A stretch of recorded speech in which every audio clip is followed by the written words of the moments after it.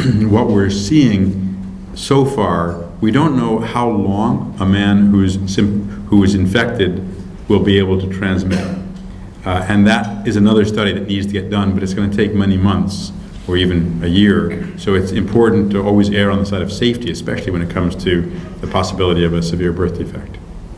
Do we have, right in the back of the room. Hi, my name is Sharice Jefferson. I'm a member of the Atlanta Press Club. You mentioned to us about Congress not passing the supplemental funding. Other than just simple partisan gridlock, can you speak to us why this hasn't happened yet? And also, how can more private institutions get involved in this, in helping us fight this? Well, I don't think I can describe why Congress hasn't acted. I would just go back to the point that there really are people who want this to happen. The Senate is now ready to conference. The House needs to be ready to conference. And then they need to get it done. And I think there are a lot of people who want to see that happen on both houses, both sides of the aisle, and I hope they'll do it, and the sooner the better. In terms of private sector, there are lots of ways to get involved. CDC Foundation is a great venue for that, both for donations as well as for a business roundtable, how businesses can get involved. The involvement of businesses is very important to us. This is key for whether it's business continuity or activities that can be undertaken or specific activities that can be supported, or the connections that people have with people in Washington and elsewhere. So there are lots of ways to get involved, and CDC Foundation is probably a great starting point for that. Right here. Andy Miller, Georgia Health News. Where does the vaccine effort stand? How would you evaluate where we are and how long it will be? We're hopeful that there may be a vaccine in a couple of years. NIH is the lead on that. We do some support for the vaccine work.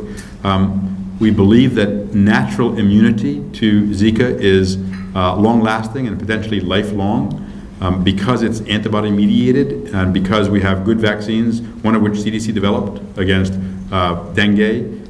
We think that this is quite technically feasible. How quickly it can get documented to be safe and effective and made available, we'll see. Vaccines do tend to take longer than you'd like. You want to make sure they're safe and effective.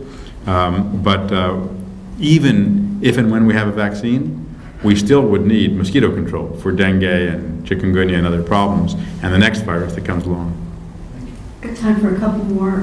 Back of the room. Yeah, Joe Williams, Jackson Spalding. See a bit about genetically engineered mosquitoes as a possible combatant to the Zika virus? Answer a broader question. We need new ways to get rid of mosquitoes. We're running out of insecticides. We haven't had a new class in a long time, a new class of insecticides in a long time. Actually, Dr. Peterson and his scientists have identified a new class of product that has some promise as a repellent and insecticide, non-toxic and apparently effective. Whether it makes it to the market, we'll see, but we'd like to move that along. There are some exciting new technologies. The genetically modified is one. These are broader range of things called sterile male technologies, where you try to crash the mosquito populations. There's also a Wolbachia approach. Our view is, let's try it and see. With all of these, part of the challenge is scale. These are mosquitoes that don't fly more than 150 meters in their lifetime. So if you're trying to replace a population, you have to release virtually every block, and then you may have to do that repeatedly as outside mosquitoes come back in. So we think these are exciting new technologies, but whether they're going to be scalable and effective remains to be seen, and that needs to be looked at. Right next to Andy. Okay. Sorry. My name is Victoria Shapiro, and I'm from Ketchup. And I'd like to know, how long does the Zika virus stay in a woman's system, and how long can it affect her pregnancy, for example? I mean, for example, if I was bitten and then I get pregnant in 2 years, the Zika virus still.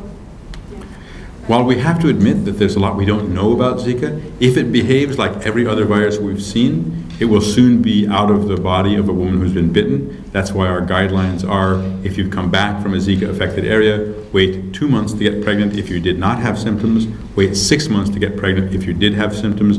That gives a large margin of safety to the longest persistence we have seen, with the caveat that there's still a lot we don't know. So we have to give advice based on the best available information today. What would have to change if you were to then call for postponing the Olympics? What sort of circumstances would have to develop? Well, if we had a different virus spreading there, I guess that would make us reconsider it. But right now, I can't see a scenario that would suggest that. There is likely to be some transmission of Zika in parts of Brazil during the Olympics. But again, I would go back to first principles. It's a question of who's at risk here, and who's at risk is pregnant women. That's the concern. 4 out of 5 people who get Zika never know they had it. They didn't have any symptoms.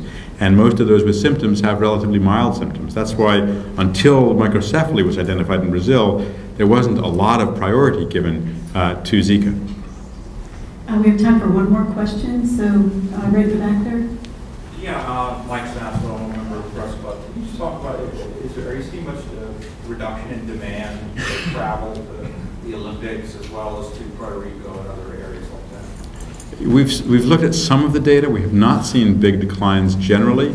Puerto Rico may be a special case. I haven't seen the numbers for Puerto Rico, but we do believe that at least for many pregnant women, our message is getting through. We think there has been a decrease in travel for pregnant women. That's something that we're working to track further, but it'll be important to continue to track that. Well, thank you. I just want to say one thing at the end, that as a federal institution, of course, CDC has to look federally, look nationally, look internationally to protect ourselves nationally. But we are the largest federal agency headquartered outside of the DC area. And I do feel we have a special responsibility to Georgia and to Atlanta, though we have to love all our children equally in terms of the different parts of the U.S. If CDC were a private company, we would be Georgia's 8th largest.